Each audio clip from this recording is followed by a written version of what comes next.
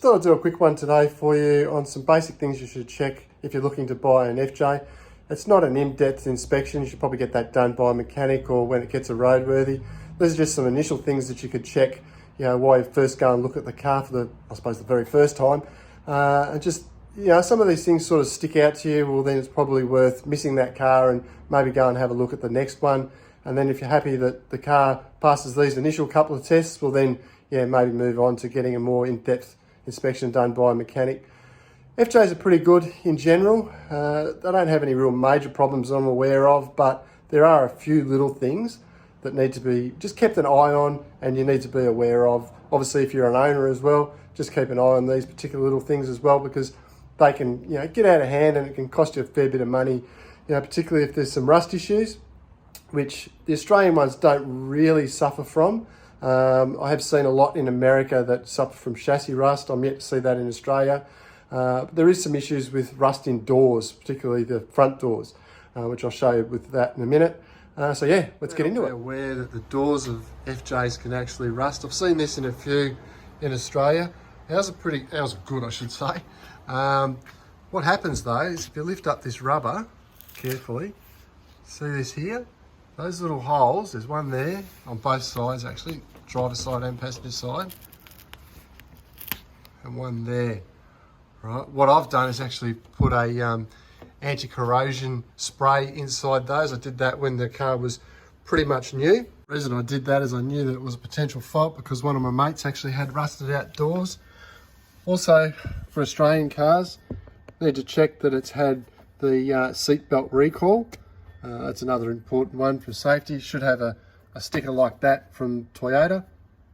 Whilst you're inside the car, you might want to just check underneath the seats, just make sure that there's no surface rust.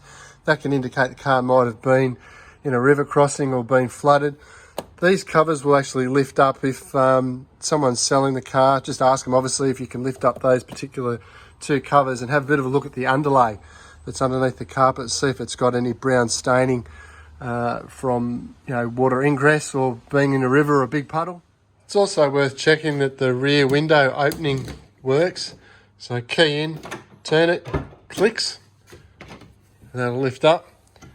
Might have some dish lappers in there, but I understand if that window doesn't operate correctly, it can be quite an expensive fix. So key in, turn to the right, hold it, pops, and lift up.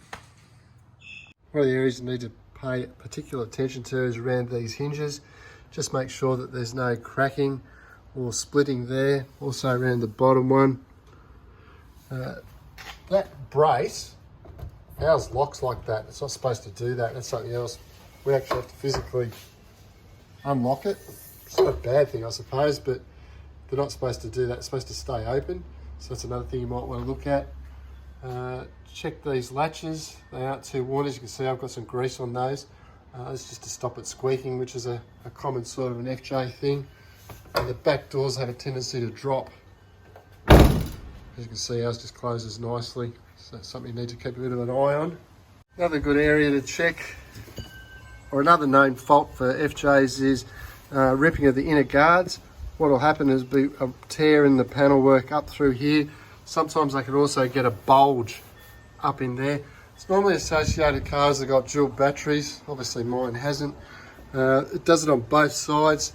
And then what you can also do is just have a look on the underside and just check those areas along there for any rips or tears in the panel work. A couple of basic things you can check in the engine bay. These idler pulleys down here, those ones are actually replacement Repco ones. I've got some genuines, but those Repcos have been on there for a good 20,000-30,000 Ks. Just grab hold of them and just give them a bit of a wiggle. If they wobble and carry on a little bit, they probably need to be replaced. Also, grab a torch, pop open the oil filler, and just have a good look down in there. Should be nice and clean and silver like that. Our car's had oil changes every 5,000 to 7,000 Ks with full synthetic oil since new. So if you're seeing any black sludge in there, that might be maybe one to steer clear of. Also, the coolant should be bright pink like that. Our cars had, coolant change at 100,000 and 150,000. Also check the brake fluid, you know, nice and clear, not all horrible and black. A good idea is just to pop open the airbox, have a bit of a look inside, just make sure that there's no, you know, dust up on top of the lid. Have a bit of a squiz down the air intake with a torch. Again, just make sure there's no dust. You know, cars that have been in the outback, that's fine, but they also need to be maintained.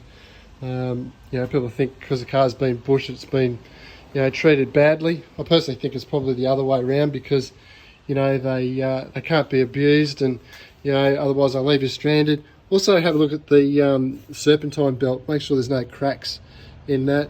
The fan should just spin a little bit, not free spin, because that indicates that the viscous coupling in there might be stuffed.